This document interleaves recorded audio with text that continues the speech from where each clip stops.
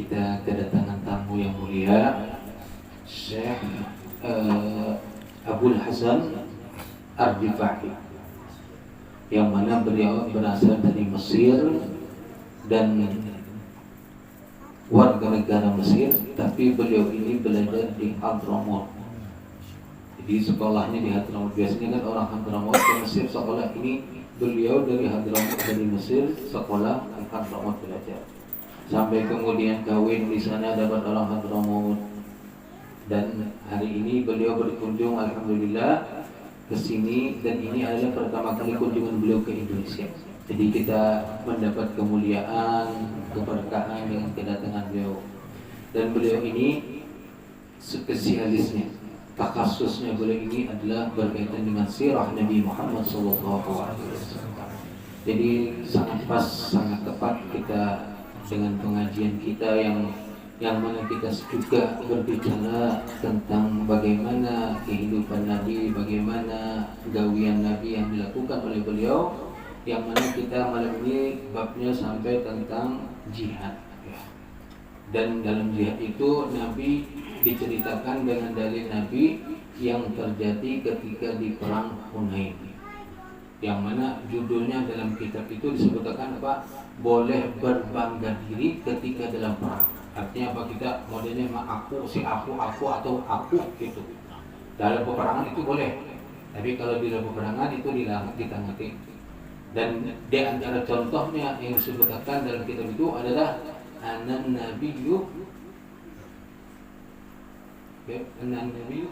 la kadhib ana ibnu Abdul Muttalib. Itu syahid dalam kitab yang disebutkan, itu Nabi mengakui aku inilah Nabi, yang mana aku tidak berdusta dan adalah aku ibnu anak daripada Abdul Muttalib.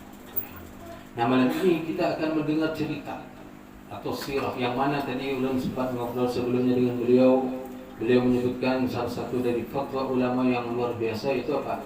Seseorang tidak boleh berfatwa kecuali dia mengetahui tentang sirah Nabi Muhammad SAW. Karena bukan main-main. Kayak apa nak fatwa tapi tidak kenal dengan Nabi Muhammad SAW. Sedangkan pemilik segala syariat, sahibus syariat adalah Nabi Muhammad SAW. Jadi kita sangat beruntung malam ini, penuh keberkahan. Itu satu. Jadi kita mendengarkan malam ini tentang apa-apa sirah yang berkaitan dengan Nabi Muhammad SAW. Nanti kita beri terserah beliau. Ulun hanya sebatas menerjemahkan aja yang bisa ulun mampu, ulun pahami untuk diterjemahkan supaya menambah kecintaan kita kepada Nabi Muhammad SAW.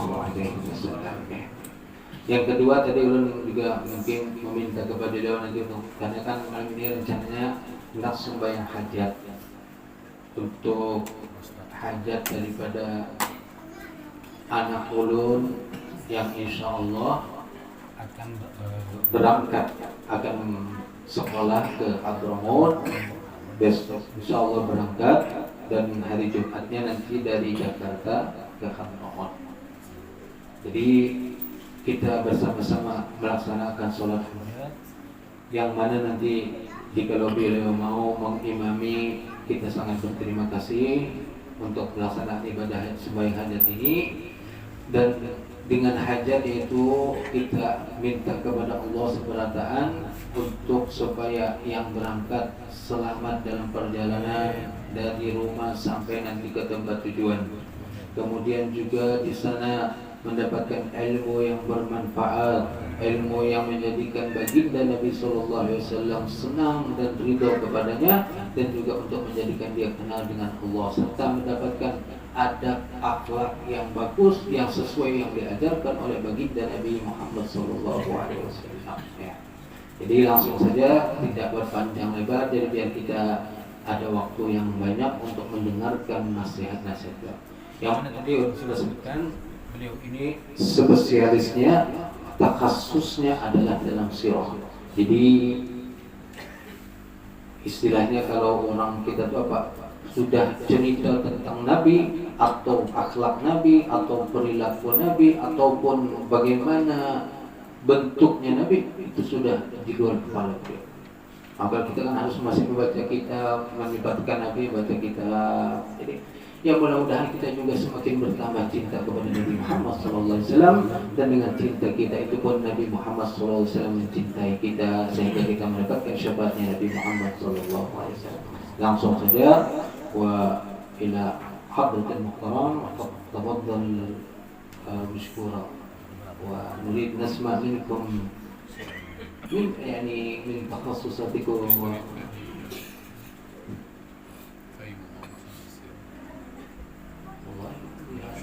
لا عجبكم لا نحن نريد نستفيد منكم أي شيء يتكلم عن الرسول تفضل ما يتعلق بالرسول ما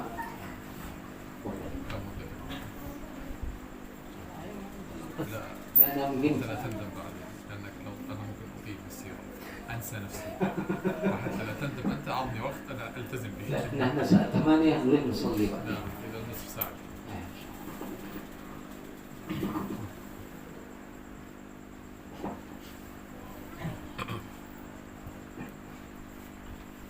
الله. السلام عليكم ورحمة الله وبركاته. خلوني أسألكم سؤال.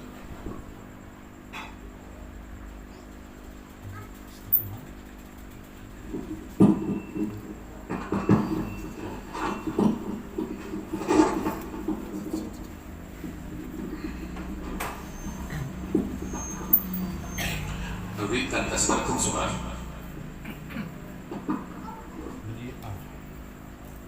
Beliau pertama dulu ingin bertanya kepada yang hadir sebesar. من منا يريد أن يرى النبي صلى الله عليه وسلم؟ Siapa di antara kita yang ingin melihat Nabi Muhammad sallallahu alaihi wasallam? عجيب. Silakan jawab. كلنا نريد أن نتشرف بالرؤيا صلى الله عليه وسلم. Semua ingin melihat Rasul sallallahu alaihi wasallam. أفضل شيء يجعلك ترى النبي صلى الله عليه وسلم هو التعلق بسيرته صلى الله عليه وآله. Maka yang paling afdal untuk cara bisa melihat Nabi sallallahu alaihi wasallam itu adalah terikatnya kita dengan sirah Nabi Muhammad sallallahu alaihi wasallam. وخصوصا قراءة السيرة قبل النبوة. Dan secara khusus yaitu membaca sejarah Nabi Muhammad sallallahu sebelum kita. قراءة السيرة النبوية قبل النوم هذه مجربة برؤية النبي صلى الله عليه وسلم. Membaca sirah Nabi sebelum tidur itu sangat mujarrab, sangat mujarrab untuk bisa melihat Nabi Muhammad sallallahu alaihi نحن wasallam. نعلم أخبار لاعبي كرة القدم، أخبار الممثلين، أخبار الانتخابات، من منا يتخصص أو يتعمق في أخبار حضرة النبي صلى الله عليه وسلم. Kita sering mendengarkan berita tentang bola, tentang artis dan juga tentang pemilu. Tapi apakah kita sering atau memperhatikan bagaimana sirahnya Nabi Muhammad sallallahu alaihi wasallam? وحتى لا يضيع الوقت سنذكر أنا سألت الحبيب كم تريد أتكلم؟ هذا حتى لا تندم أنت. أنا إذا أنسى نفسي إلى الفجر وأنا أستمشي وأنا أتكلم في السيرة. Jadi beliau pengen jam berapa sampai jam berapa berbicara. Jadi menakuni ulun sampai jam berapa ulun terserah aja. Tapi beliau mengatakan karena kadang-kadang kalau beliau sudah berbicara tentang sirah ini mungkin bisa sampai subuh nanti. Dan kasihannya apa orang lain keluar tertinggal ulun aja berdua nanti. jadi ulun dari sekitar jam 8 insyaallah sudah. لذلك سنتكلم نصف ساعة قادمة نتخصص فيها بداية خلق النبي صلى الله عليه وسلم، وإن شاء الله عندما يكرمنا الله بزيارة مرة أخرى نكمل، وهكذا في الزيارات المتعددة حتى نتكلم إلى وفاته صلى الله عليه وسلم. Dan sebagai permulaan beliau akan berbicara tentang penciptaan Nabi Muhammad sallallahu alaihi wasallam. Jadi mulai dari penciptaan Nabi dan nanti di ziarah yang akan datang. Jadi insyaallah mungkin beliau akan ada setiap bulan nanti menyambung cerita yang nanti beliau sampaikan sampai nanti Nabi berpulang ke rahmatullah kembali ke ونحن الآن عملنا أول معهد يعني أونلاين هكذا في سيرة النبي صلى الله عليه وسلم إلى أن يأذن الله ونعمل معهد ثابت حقيقي في السيرة. Jadi beliau saat ini punya program yaitu pondok pesantren. Tapi pondok pesantren ini mesti sifatnya adalah melalui HP. Jadi dengan cara online beliau mengajarkan tentang sirah. Yang mana insya Allah di waktu yang akan datang akan ada pondok pesantren yang tetap, yang khusus, yang mana beliau sudah ada rencana untuk tinggal di Indonesia dan nanti spesialisnya adalah mempelajari sirah Nabi Sallallahu Alaihi Wasallam. Sekarang beliau akan berbicara tentang penciptaan Nabi Sallallahu Alaihi Wasallam. لما أراد الله تعالى أن يمزج نور رسوله في طينته. Ketika Allah ingin mencampurkan nur Nabi dengan dalam tanah, dengan tanah, الله سبحانه وتعالى خلق نور رسوله من الأزل، ولكن أو من قديم أول ما خلق الله، لكن امتزاج النور بالطين كيف كان؟ Sebenarnya nurnya Nabi itu sebelumnya sudah ada. Jadi sebelum lain-lain diciptakan, nur Nabi itu sudah ada gitu. Tapi Allah ingin mencampur, mengumpulkan nur Nabi dengan tanah itu. Maka bagaimana prosesnya? يذكر الإمام الشمس الشامي وهو من أعظم من تكلم في سيرة النبي صلى الله عليه وسلم. Salah seorang ulama yang disebut oleh beliau itu Syams Sami, yang mana beliau ini termasuk ulama yang paling agung, paling besar dalam masalah sirah. Beliau menyebutkan, أرسل الله تعالى جبريل وميكائيل إلى الأرض فأخذ قطعة من تربة رسول الله، لأن الإنسان منا يخلق من التربة التي يدفن فيها. فمثلا أنا مصري إذا دفنت في إندونيسيا يكون هذه الطينة هي التي خلقت بها.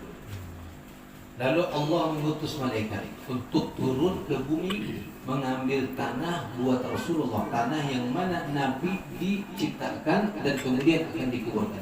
Jadi manusia itu diciptakan dari tanah dan kemudian nanti di mana dikuburkan, berarti di situ tanah itulah dari tanah itulah dia diciptakan. Jadi beliau mencontohkan, beliau ini orang Mesir, kelahiran di Mesir. Tapi nanti kemudian ketika meninggal di Indonesia, maka berarti beliau ini diciptakan dari tanah itu. فأرسل الله جبريل وميكائيل إلى الأرض فجاء بطينة من مكان دفنه صلى الله عليه وسلم. Lalu mengutus malaikat Jibril dan Mikail. Allah mengutus malaikat Jibril dan Mikail untuk mengambil tanah yang mana Nabi dari tanah yang beliau dikuburkan itu. ثم جاء الله تعالى بيد القدرة بماء التسنيم من الجنة، وهو أشرف وأعلى وأطهر شراب يشربه أهل الجنة، يسمى ماء التسنيم. Lalu kemudian Allah mengumpulkan, mencampurkan dengan air tasnim. Jadi dalam Al-Quran itu ada namanya tasnim, dan ini paling agungnya air yang mana yang ada di dalam surga untuk dicampurkan dengan tanah yang tadi diambil. قال فعجنها الله تعالى بيد القدرة فصارت بيضاء نيرة. Lalu kemudian setelah dicampur dengan kudratnya Allah, maka menjadilah cahaya putih yang terang benderang. ثم أودع الله هذا النور في ظهر في صلب سيدنا آدم عليه السلام. Lalu cahaya ini pun diletakkan di punggungnya Nabi Adam alaihissalam. خلق الله تعالى نور رسول الله قبل أن يخلق آدم ب14,000 سنة كما ذكر الإمام الشمس الشامي. Dan Allah menciptakan nurnya Nabi Muhammad itu sebelum menciptakan Nabi Adam 1400 tahun, yang mana sebagaimana disebutkan oleh Imam Syafi'i. وهي سنين الآخرة إن يوما عند ربك 1000 سنة مما تعدون، يعني بسنين الدنيا ملايين السنين من سنين هذه الدنيا. Dan tahun yang tadi disebutkan 1400 tahun itu ada tahun di akhirat, bukan tahun hitungan di Indonesia, di dunia, tapi tahun hitungan di akhirat, yang mana satu hari di akhirat itu sama dengan 1000 tahun di dunia. فلما أوضع الله نور رسول الله في صلب سيدنا آدم أجلته الملائكة وسجدت له. Nah, ketika diletakkan cahaya nur Nabi Muhammad di punggung Nabi Adam, lalu Allah tampakkan, maka semua malaikat pun bersujud dengan جميع سكان الجنة ينادون بأسمائهم، يا موسى يا عيسى يا إبراهيم يا صالح يا نوح، إلا سيدنا آدم ينادى بأبي محمد إعظاما وإكراما لرسول الله صلى الله عليه وسلم. Semua penghuni surga yang ada tinggal di surga itu dipanggil dengan nama-namanya masing-masing. Jadi Nabi Musa dipanggil ya Musa, Ibrahim dipanggil dengan ya Ibrahim, kecuali Nabi Adam alaihissalam dipanggil dengan Abul Bashar, bapaknya Nabi Muhammad SAW, sebagai penghormatan kepada beliau. الوحيد الذي ينادونه بأبي محمد هو سيدنا آدم في الجنة. Dan satu-satunya yang dipanggil dengan Nabi Muhammad, yaitu bapaknya Nabi Muhammad, itu adalah Nabi Adam alaihissalam. بعد أن قتل قابيل هابيل ظلت سيدتنا حواء حزينة لمدة 5 سنوات. Setelah Qabil membunuh Habil, maka istrinya Nabi Adam itu Sayyidatuna Hawa merasa bersedih selama 5 tahun. فولدت بعد 5 سنوات ابنها شيث. Lalu setelah 5 tahun tadi bersedih, kemudian beliau pun melahirkan seorang anak yang bernama Shis. فانتقل نور رسول الله من وجه آدم إلى وجه شيث. Lalu berpindahlah nur tadi itu dari Nabi Adam kepada Nabi Shis tadi. فلما رأته حواء فرحت وسمته شيث أي عوض الله، كأن الله عوضها عن الولد الصالح الذي قتل وهو هابيل بهذا الولد الطاهر الذي سيكون جد نبي آخر الزمان.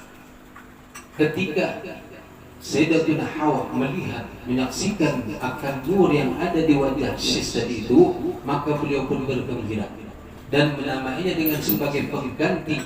Karena apa? Nabi Shis ini telah menggantikan anak yang soleh yang telah dibunuh tadi, itu Habil yang dibunuh Qabil, dan jadilah Shis ini sebagai bapaknya manusia yang kedua. وعلم آدم أن هذا الولد شيث هو الذي سيكون الخليفة من بعده، الوصي من بعده.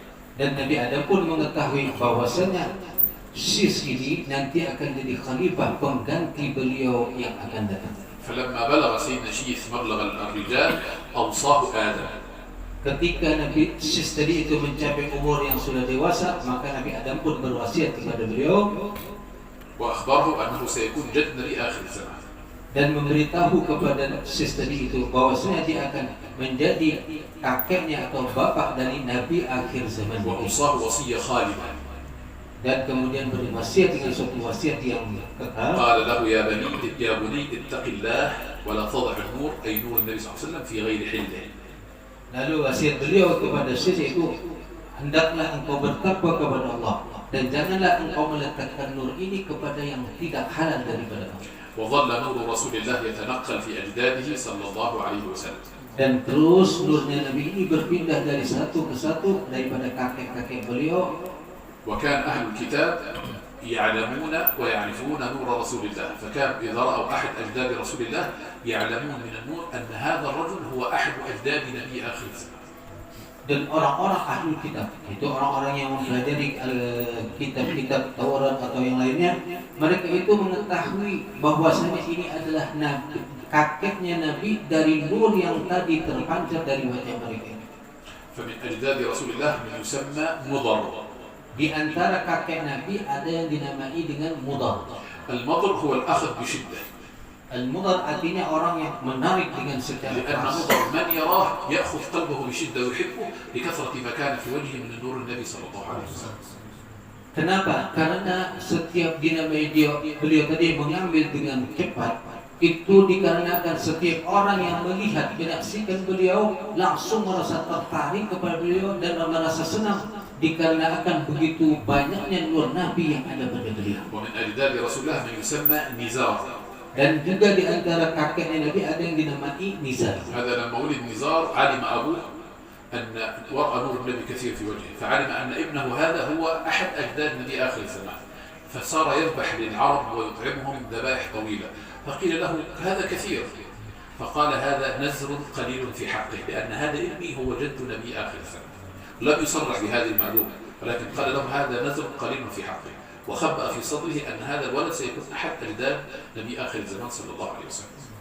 Ketika Nizar dipandang lihat, ketika Nizar dilahirkan, beliau sang ayah beliau ini langsung sudah melihat ada nurnya Nabi di wajah Nizar tadi. Nah, saking gembiranya dengan adanya nur yang ada di wajah putra beliau itu, maka beliau pun kemudian menyembelih hewan yang sangat banyak, kambing, unta dan macam-macam disembelih dan banyak sekali disembelih. Lalu orang-orang berkata kepada beliau, ujar orang, ada apa banyak-banyak menyembelih?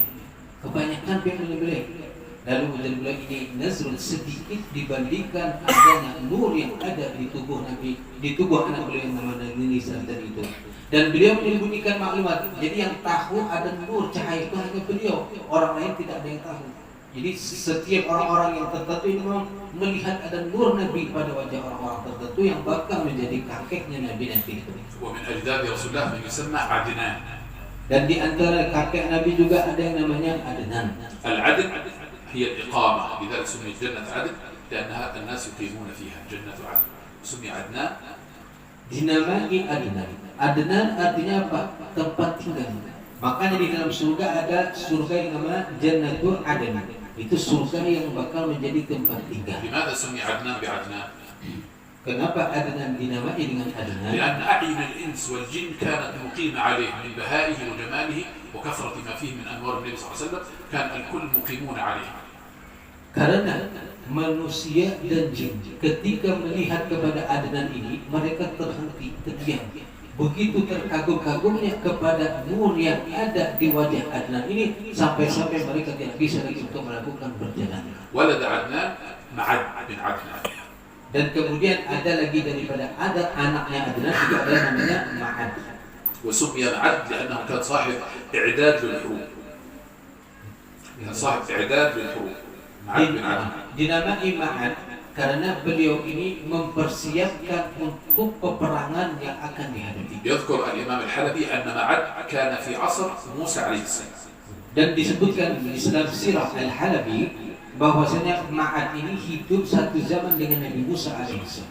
وكان معد دخل معسكر موسى فأخذ بعض الأشياء. Lalu kemudian Ma'ad ini pernah masuk ke tentara Nabi Musa dan mengambil beberapa sesuatu benda. فرفع موسى يديه ليدعو على معد وجنوده.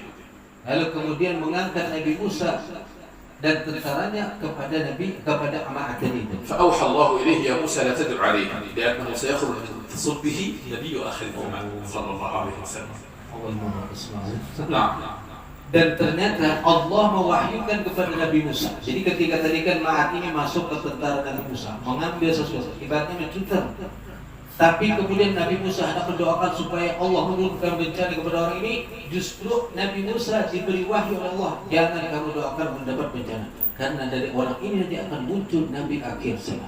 وما زال النور يتنقل حتى وصل إلى عبد الله عليه السلام أبو النبي صلى الله عليه وسلم. Dan terus yang namanya nur ini berpindah terus daripada kakek yang tadi atas turun ke bawah sampai kepada yang terakhir, yaitu bapaknya Nabi Abdullah. كان عبد الله أفضل أخلاق قريش في عصره. Dan adalah Abdullah ini, bapak Nabi ini paling bagusnya akhlak di zaman waktu itu di Quraisy. وكانت أمه آمنة عليها السلام أعف وأشرف بنت في قريش. Dan ada pun ibu beliau, yaitu ibu Nabi Muhammad Aminah, adalah paling terjaganya perempuan, paling mulianya perempuan di zaman Quraisy. كانت سيدتنا آمنة صغيرة تلعب مع البنات. Dan ceritanya Sayyidatina Aminah ini pernah bermain-main bersama dengan perempuan-perempuan yang kecil. فجاءت مرأة كاهنة. Datang seorang perempuan tukang tenun ونظرت إلى البنات التي يلعبن. dan melihat kepada perempuan-perempuan anak perempuan yang tadi bermain dengan Sayyidatina. فقالت فيكن نذيرة أو تلد نذير، يعني فيكن نبية أو تلد نبيا. Lalu si tukang tenung atau tukang sihir tadi, bahkan kan ada tukang tenung yang misalnya bisa menangguh itu. Lalu tukang tenung ini berkata, di antara perempuan-perempuan ini nanti akan ada yang melahirkan seorang nabi. فجاءت الكاهنة تشم رأس البنات، تشم رأسهم حتى وصلت إلى أمنا آمنة عليها السلام وقالت هذه نذيرة أو تلد نذير، يعني هذه نبية أو تلد نبي. Dan lalu kemudian satu-satu anak perempuan yang tadi bermain dicium kepalanya oleh tukang tenung tadi. Dicium satu-satu lalu sampai kepada Sayyidatuna Aminah. Ternyata dari situ keluar bau yang wangi. Lalu si tukang tenung tadi mengatakan, inilah nanti yang akan melahirkan. Ini adalah Nabi ya, Nadirah, seorang yang akan nanti melahirkan Nabi. Atau nanti dia akan ada muncul daripadanya seorang Nabi. لما تزوجت آمنة بسيدنا عبد الله انتقل نور رسول الله من وجهه إلى وجهها. Dan ketika kawin Sayyidina Abdullah abahnya Nabi dengan Sayyidatina Aminah, maka berpindah nur yang tadi di wajahnya Abdullah kepada Sayyidatina Aminah. ورأت في منامها عليه السلام من يبشرها أنها قد حملت بسيد الخلق صلى الله عليه وسلم. Dan di dalam mimpi beliau bermimpi Sayyidatina Aminah bermimpi bahwasanya beliau akan melahirkan seorang nabi. وظلت السيدة آمنة في كل ليلة من ليالي حملها ترى في منامها من يبشرها أنها ولدت أنها حملت بسيد الخلق صلى الله عليه وسلم. Dan hampir setiap malam beliau melihat dalam mimpi itu diberi kabar gembira oleh tertentu, sesuatu yang memberikan kabar gembira bahwasanya apa? Beliau akan melahirkan seorang nabi yang sangat agung. وفي آخر أيام حملها زادت الرؤى والمبشرات التي تبشرها بقرب أوان ظهوره صلى الله عليه وسلم. Ketika semakin dekat kelahiran dan bertambah juga mimpi-mimpi yang tadi memberitahu kabar gembira bahwasanya akan melahirkan dan kapan waktunya nanti yang dilahirkan itu Nabi Muhammad SAW. كانت سيدتنا آمنة عليه السلام إذا كانت وحدها في البيت تخاف لأنها صغيرة السن. Dan adalah Sayyidatuna Aminah ketika berada di rumah, beliau itu kadang ketakutan sendirian. Karena beliau ini kawin itu masih muda, jadi masih ada rasa ketakutan. فتسمع تسبيح رسول الله في بطنها فتطمئن. Namun subhanallah, beliau mendengarkan kalimat tasbih dalam perut beliau, itu tasbihnya Nabi Muhammad SAW, maka rasa ketakutan yang tadi ada menjadi hilang. تقول عليه السلام تقول السيدة آمنة Maka berkata Sayyidatuna Aminah, كنت إذا استوحشت في بيتي adalah aku apabila merasa takut di rumahku أسمع تسبيح محمد في بطني فآنس. dan kemudian mendengar tasbihnya Nabi Muhammad, maka aku pun merasa nyaman dan merasa tenang. فلما ولد صلى الله عليه وسلم 12 ربيع الأول على أصح الأقوال, Ketika dilahirkan Nabi Muhammad, yaitu pada tanggal 12 Rabiul Awal menurut pendapat yang paling sahih, فيكون الآن النهارده 9 ربيع الثاني يكون عمر النبي تقريبا 27 يوم. maka di hari ini beliau ini kasusnya beliau. Jadi beliau menghitung hari ini, dihitung dari kelahiran Nabi 12 Rabiul Awal, maka umur Nabi adalah 27 يوم تقريبا. 27 hari. ففي مثل هذه الأيام جاءت حليمة السعدية لترضع النبي صلى الله عليه وسلم. Dan seperti hari ini ketika umur Nabi 27 hari, datanglah Halimatus Sa'diyah untuk menyusui beliau. أول من أرضعت النبي أمه السيدة آمنة 6 أيام وقيل أرضعته 9 أيام. Dan yang pertama menyusui Nabi yaitu adalah ibu beliau sendiri, yaitu sekitar 6 hari dan ada yang mengatakan 4 hari. ثم أرضعته ثويبية جارية أبي لهب. Lalu yang kedua yang menyusui beliau adalah Thuwaibatul Aslamiyah, budaknya Abu Lahab. جاء إلى السيدة آمنة 3 بنات صغار عمر الواحدة 7 أو 9 سنين. Datang kepada Sayyidatuna Aminah, جو من الجيران يزورونها. datang kepada Sayyidatuna Aminah 3 orang perempuan, anak kecil yang umurnya mungkin antara 9 atau berapa gitu, mengunjungi beliau atas kelahiran beliau tadi itu. وكانت السيدة آمنة مشغولة في أمور البيت والنبي ربما بكى من الجوع. Dan pada waktu didatangi tadi, Sayyidatuna Aminah ini lagi sibuk dengan perkara urusan rumah, mungkin bersih-bersih atau apa, dan Nabi menangis waktu itu karena فجاءت البنات من صغار 7 سنين و9 سنين صغار جدا. lalu datang perempuan-perempuan yang kecil yang mungkin umurnya 7 atau 9 tahun. فأرادت البنات أن تقلد النساء الكبيرات. Lalu anak-anak kecil ini ingin mencontoh kebinian yang tua-tua tadi itu, yaitu dengan cara apa? قال فوضعنا النبي عند ثديهن فنزل اللبن منهن إكراما لحضرة النبي صلى الله عليه وسلم. Dan subhanallah terjadi sesuatu yang luar biasa. Anak kecil yang tadi mencontoh orang tua, kalau ada anak menangis lalu digendong dan disusui, dan dianggap Nabi Muhammad di anak kecil tadi disusuinya, dan ternyata keluar susu dari anak kecil tadi itu sebagai penghormatan. قال وربما انشغلت آمنة عن النبي صلى الله عليه وسلم. Dan waktu itu Sayyidatuna Aminah lupa, mungkin sibuk dengan tidak memperhatikan Nabi. فربما جاء صلى الله عليه وسلم. Dan datang Nabi Muhammad SAW. فيضع صلى الله عليه وسلم إصبعه في فمه فينزل اللبن إكراما لرسول الله صلى الله عليه وسلم. Dalam kondisi yang ketika mungkin Sayyidatuna Aminah lupa menyusui anak beliau, lalu Nabi pun memasukkan tangan beliau ke dalam mulut beliau dan kemudian keluarlah susu sebagai penghormatan kepada في مثل هذه الأيام جاءت حليمة لتأخذ النبي صلى الله عليه وسلم وترضعه في بلاد بني سعد خارج مكة. Dan seperti hari ini, di hari ke-27 datanglah tadi Halimatus Sa'diyah untuk menyusui Nabi dan dibawa ke tempat beliau, yaitu Bani Sa'ad, di luar kota Madinah. تحدثنا السيدة حليمة عن أول لحظة ترى فيها النبي صلى الله عليه وسلم. Dan beliau Sayyidatu Halimah bercerita ketika pertama kali menyusui Nabi Muhammad SAW. تقول دخلت على رسول الله صلى الله عليه وسلم Ujar beliau, aku masuk kepada Nabi Muhammad SAW. فوجدته نائما على صوفة بيضاء. Aku dapati Nabi Muhammad itu dalam keadaan tidur di atas tikar yang berwarna, متغط بحريرة خضراء yang ditutupi dengan sutra yang warna hijau, يفوح منه رائحة المسك صلى الله عليه وسلم. yang mana keluar daripada Nabi tadi itu wangi yang sangat luar biasa. تقول حليمة فوضعت يدي على صدره فتبسم ضاحكا وفتح عينيه فخرج منهما نور حتى بلغ خلال السماء وأنا أنظر. Lalu kemudian aku letakkan tanganku, ini yang disebutkan di dalam maulidnya Imam Ali Al-Habsyi. Itu ketika menyaksikan itu, lalu beliau meletakkan di tangan beliau tangan beliau di dada. Lalu keluarlah cahaya dari Nabi itu yang mana memanjang daripada timur dan barat.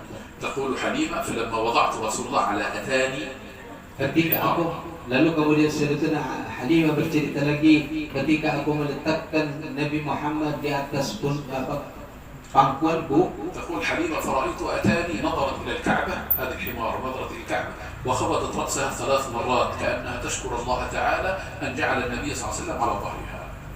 Lalu kemudian beliau memperhatikan kepada Nabi, dan ternyata Nabi memperhatikan, melihat, melirik, menoleh kepada Ka'bah dan terus menundukkan kepalanya ke bawah seakan-akan bersyukur bahwasanya disusui oleh Sayyidatina. تقول حليمة كان صلى الله عليه وسلم ينمو في اليوم الواحد ما ينمو الولد في شهر.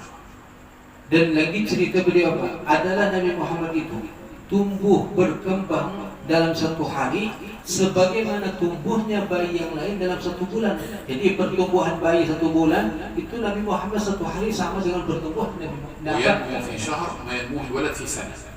Dan dalam 1 bulan Nabi tumbuh berkembang itu sama dengan setahun bayi yang lain berkembang. تقول حليمة لما بلغ صلى الله عليه وسلم شهرين كان يجيء إلى كل مكان، يعني يحبو إلى كل مكان.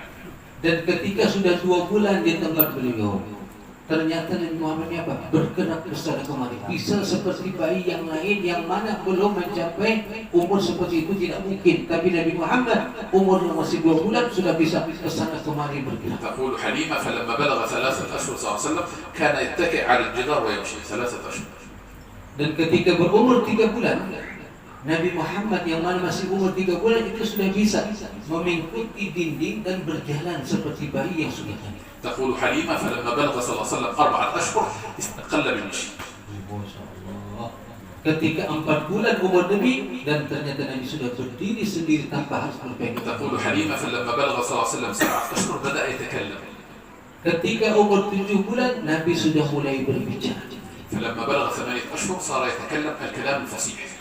Dan ketika mencapai صار يتكلم الكلام الفصيح. ketika umur 8 bulan lalu Nabi pun berbicara dengan bahasa yang fasih bisa dipahami oleh. تقول حليمة فلما بلغ صلى الله عليه وسلم 10 أشهر كان يرمي بالنبل مع الصبيان. Ketika mencapai umur 10 bulan dan Nabi pun sudah bisa bermain dengan anak lain yang melemparkan batu dengan kekuatan anak-anak yang sudah dewasa. والحاصل أن حياته كلها عدم صلى الله عليه وسلم. Insyaallah adalah kehidupan Nabi Muhammad SAW sesuatu yang luar biasa. إذا أردت أن تسعد وترى صلى الله عليه وسلم تعمق في سيرته صلى الله عليه وآله. Jikalau ingin melihat Nabi Muhammad SAW, maka berdalamilah tentang sirah Nabi Muhammad. ما هي صفات وجه رسول الله صلى الله عليه وسلم أو صفات جسد النبي صلى الله عليه وسلم؟ Bagaimana sifat wajahnya Nabi atau bentuk tubuh Nabi SAW? الآن النصف ساعة انتهت. Sekarang sudah setengah jam, ini baru permulaan ini. Gimana kita lanjutkan? Ini detail sekali beliau menceritakan, masyaallah dekik marah. يعني أول مرة أننا نسمع من الشهر الأول الشهر الثاني ما شاء الله. ما هي صفات النبي صلى الله عليه وسلم؟ Lalu bagaimana sifat Nabi Muhammad sallallahu alaihi wasallam? كان طول رسول الله تقريبا من 180 إلى 190 سم. طول النبي صلى الله عليه وسلم تقريبا من 180 إلى 190 سم تقريبا. Tinggi Nabi pertama itu kurang lebih kata beliau antara 180 dengan hitungan sekarang antara 180 sampai 190 cm. وكان صلى الله عليه وسلم واسع الجبين، هذا اسمه جبين، كان صلى الله عليه وسلم واسع الجبين. Dan Nabi, ini kita mulai dari atas, dari wajah, itu dahi beliau ini adalah luas. يعني هذا دلالة على الحكمة والبهاء. Dan dahi yang lebar atau luas itu menunjukkan seorang yang mempunyai hikmah yang luar biasa dan juga menunjukkan kecerdasan. وكان صلى الله عليه وسلم مقوس الحاجبين طويل الحاجبين مقوس الحاجبين طويل. Dan kemudian turun ke bawah yaitu alis. Adalah alis Nabi sallallahu alaihi wasallam, sambil bayangkan masing-masing ya. Nah, alis Nabi sallallahu alaihi wasallam itu mukawwas, seperti bentuk panah yang mana tebal dan berbentuk seperti busur panah. وكان برموش النبي صلى الله عليه وسلم وطف، هذا اسمه رمش. الوطف أن يكون رمشه طويل محمي، هذا منتهى الجمال. Ini sulit mensifatkan ini. Jadi kalau kita ini hidungnya kan sedikit agak ke dalam, tapi kalau Nabi ini hidungnya ini celah antara ini mata yang sini itu bentuknya melengkungnya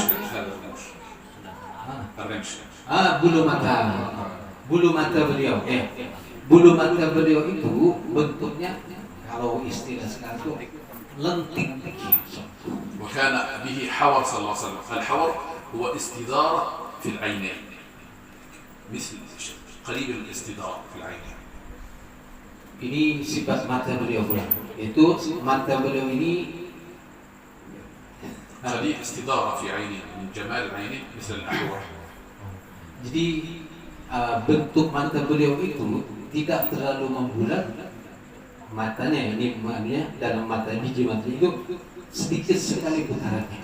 وكان أبلج العينين، يعني شديد سواد السواد شديد بياض البياض، وهذا منتهى الجمال في العينين. Dan kemudian warna mata beliau hitamnya itu sangat hitam, putihnya itu sangat putih, dan ini adalah puncak kecantikan daripada sifat mata. وكان صلى الله عليه وسلم مستقيم الأنف، هذا يسمونه الأنف العرض. Dan juga hidungnya Nabi ini sangatlah mancung. Dan mancung adalah suatu bentuk kecantikan daripada orang yang mana di Arab dimanapun mancung itu adalah patokan bagus dan tidak. وكان صلى الله عليه وسلم قليل لحم الخدين. Dan kemudian daging pipi beliau itu tidak tebal. وكان صلى الله عليه وسلم صغير الأسنان مفلج الأسنان، فيه يعني فروج صغيرة بين أسنانه، وأيضا صغير الأسنان أبيض الأسنان صلى الله عليه وسلم. Dan gigi Nabi itu tidak besar, kecil, tapi ada sedikit mufallad, artinya apa? Ada celah-celah di antara gigi beliau, dan kemudian gigi beliau itu putih bersih. وكان صلى الله عليه وسلم بارد الريق صلى الله عليه وآله، ريقه بارد صلى الله عليه. الريق السائل في الفم، الريق السائل في الفم، السائل الريق. بارد الريق صلى الله عليه وسلم. Ludah ada, kemudian الريق ludah beliau itu apa? Dingin, lembut, nyaman. وهو محمود حتى في الزوجة أن تكون باردة الريق ويقبلها كأن جمرة في فمها. Dan ini juga sesuatu yang sangat disenangi, sebagaimana seorang istri kalau kalau seandainya lidahnya atau air liurnya itu panas, rasanya nyaman dicium, tapi kan dingin. Itulah seperti itulah sifat Nabi Muhammad sallallahu alaihi wasallam. وكان صلى الله عليه وسلم دقيق الشفتين. Dan kemudian kedua bibir Nabi sallallahu alaihi wasallam itu kayak ضليع الفم صلى الله عليه وسلم. ضليع يعني واسع الفم لكن بما يتناسب مع وجه الكريم. Dan mulut Nabi itu besar, tapi besarnya itu tidak menjadikan kada bagus, justru pantas dan cocok dengan wajah. Karena kadang ada mulut yang besar tapi tidak pantas. Nah, sedangkan Nabi besar tapi pantas sesuai dengan ukuran wajah beliau, jadi cantik kelihatan. استحضار أوصافه تجعل المريد يكرم برؤيته صلى الله عليه وسلم. Dan menghadirkan sifat-sifat Nabi tadi itu menjadikan apa? Kita ingin melihat Nabi, bertemu dengan Nabi. ونحن الليلة مع مناسبة صلاة الحاجة أن ابن الأستاذ يصل بالخير، ولو نتكلم الآن في السيرة إلى الفجر لن نصلي حاجة ولن الليلة لا تكمل علشان بعدين الشهر الثاني يجي مرة كمان. هذا جميل حضرة النبي، جميل جميل جميل صلى الله عليه وسلم. هذا يجعل كلهم يشتاقون إلى رؤية حتى أن رؤية رسول الله لذيذة حتى أن بعض المريدين يصاب بالجنابة لما يرى النبي. قال فيسأل شيخه كيف أنا جنب وأرى النبي؟ يقول له لذة رؤية حضرة النبي ألذ شيء في الكون. Bahkan sebagian orang ketika melihat Nabi itu sampai terjadi yang namanya junub. Lalu kemudian si murid ini bertanya kepada gurunya, gimana guru ini kan dalam keadaan junub, kenapa bisa melihat Nabi dan junub ketika melihat Nabi? Lalu si guru pun menjelaskan, karena apa? Melihat Nabi itu paling lezatnya sesuatu.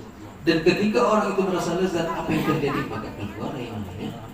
وأنتم في مجلس خير، أستاذ ما شاء الله عليه عالم تخرج من حضرموت يقرأ السيرة، فحضوركم على هذه الأماكن وترددكم على المكان وقراءتكم لسيرة النبي، وهو قال أنكم وقفتم عند غزوة حنين. هذه غزوة حنين فيها كثير حتى من المعجزات للنبي صلى الله عليه وسلم. وأنا الآن سأتوقف عن الكلام حتى لا نضطر أن نزيد وتضيع الأوقات ونريد أن نصلي صلاة الحاجة. السلام عليكم ورحمة الله وبركاته. Terakhir ini kita belum terjemahkan karena ini pujian-pujian dari beliau yang ada pantas sebenarnya untuk disifatkan kepada ulun, tapi beliau cuma terakhir mengatakan beliau lepas ini baik supaya ada nyambung lagi omongan. Sebab kalau masih Pak Anda masih di sini akan terus berbicara beliau dan apa tanpa sadar terus keluar. Dan apalagi kita tadi ulun sampaikan, kita ini sampai tentang bab jihad dan peperangan yang terjadi adalah yang diceritakan tentang perang Hunain. Dan dari perang Hunain ini terjadi kejadian mukjizat yang banyak, yang mana insya Allah mungkin nanti datangnya beliau lagi ke sini. Mudah-mudahan beliau nanti menceritakan tentang sirat yang menjadikan kita semakin rindu kepada Nabi Muhammad SAW. Bukan hanya sekedar bertemu dalam mimpi, bahkan bisa yaqzatan kita bisa bertemu dengan Rasulullah SAW. Dan البخاري من رآني في المنام فسيراني في الآخرة. فقال بعض المخالفين وحبيه وغيرهم المقصود به في الآخرة. قلنا لهم لا، في الآخرة حتى فرعون وهامان سيرون النبي صلى الله عليه وسلم. المقصود به في الدنيا. هذا في البخاري، من رآني في المنام فسيراني في اليقظة. قال المخالفون يراني في اليقظة يعني يوم القيامة. قلنا لهم لا، الجميع سيرى النبي في القيامة. Jadi tadi kan berbicara melihat Nabi dalam mimpi dan juga yaqzah dalam keadaan sadar. Dan itu ada riwayatnya dalam hadis Bukhari, man ra'ani fil manam sayarani fil yaqzah. Lalu orang-orang yang tidak setuju, orang-orang yang berbeda pendapat dengan kita, mereka mengatakan betul itu melihat tapi nanti di akhirat katanya, bukan di dunia. Lalu dijawab lagi, kalau di akhirat bukan hanya orang muslim, Fir'aun kan nanti bisa melihat Nabi. Orang-orang kafir bisa melihat Nabi, tapi kita orang mukmin bisa bertemu dengan Nabi dalam mimpi dan juga nanti suatu saat akan bertemu secara yaqzatan dalam keadaan sadar. Allahumma rzuqna ru'yat Nabi sallallahu alaihi wasallam bi barakati kulli awliya wa barakati sirati Nabi fi kulli syai' insyaallah wa barakati huduri al-duyuf al-kiram insyaallah. Alhamdulillah. Ya, terima kasih kepada tamu kita yang malam ini telah berhadir dan juga kepada para jamaah yang telah meluangkan. Dan nasihat beliau tadi yang terakhir itu adalah jikalau kita memang betul rindu kepada Nabi, maka perbanyaklah, perdalamilah tentang sirah Nabi SAW. Sebab semakin kenal kita dengan Nabi, semakin cinta, semakin kepengen bertemu dengan Nabi Muhammad SAW. Maka ada pelajaran sirah-sirah, ikutlah belajar. Wabil khusus di tempat kita ini kan alhamdulillah kita mempelajari walaupun mungkin tidak secara mendalam, tapi alhamdulillah kita mengenal Nabi, apa yang dibaca Nabi, apa yang dilakukan Nabi, sedikit-sedikit kita kenali Nabi kita. Dan ini insyaallah menjadikan kita semua seperti dapat syafaat Nabi Muhammad SAW. Selanjutnya alhamdulillah jazakumullah khair insyaallah wa farihna insyaallah. نحن الليلة جونا كأننا مع النبي صلى الله عليه وسلم. فإن كان نحن محجوبين الآن بذنوبنا، لكن فإن شاء الله الله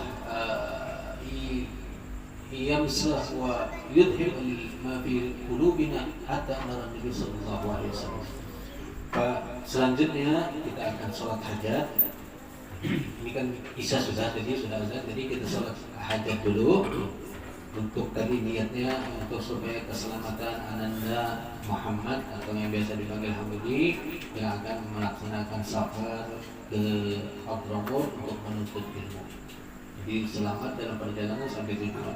Yang kedua, semoga mendapatkan ilmu yang bermanfaat, menjadi anak yang soleh, yang beradab dengan adab dan akhlaknya Nabi Muhammad SAW, dan kemudian di sana mendapat bimbingan para rijal, para orang-orang soleh yang ada di sana, para habaib, para ulama baik yang hidup ataupun yang telah berpulang dalam Allah. Mereka membimbing kepada ananda Muhammad. Mudah-mudahan itu harapan kita sebenarnya, dan nanti pulang membawa ilmu yang bermanfaat. Amin ya rabbal alamin. Dan معرفة فاتحة ترتيب فاتحة دعاء معرفة سيرة فقدنا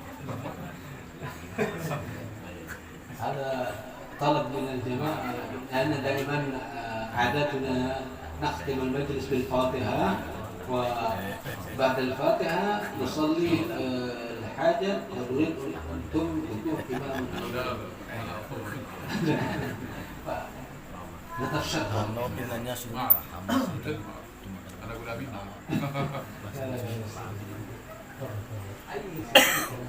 سأدعو لكن لن أصلي. نعم سأدعو لكن الإمام علي. اللهم ارزقنا في الدنيا زيارته وفي الآخرة شفاعته ومرافقته. اللهم ارزقنا في الدنيا زيارته ورؤيته وفي الآخرة شفاعته ومرافقته. اللهم ارزقنا في الدنيا زيارته ورؤيته وفي الآخرة شفاعته ومرافقته. اللهم اجعل لنا ولكم مكانا واسعا في قلب رسول الله. اللهم اجعل لنا ولكم مكانا واسعا في قلب رسول الله. اللهم اجعل لنا ولكم مكانا واسعا في قلب رسول الله صلى الله عليه وسلم، واجعلنا من أهل محبته، واجعلنا من أهل ولاده، واجعلنا من أهل حنانته، واجعلنا من أهل عفوه، واجعلنا من أهل غفرانه، واجعلنا من أهل قربه، واجعلنا من خاصته. وصلى الله على سيدنا محمد الفاتح وإلى حضرته. اللهم صل وسلم عليه وعلى آله وصحبه وسلم.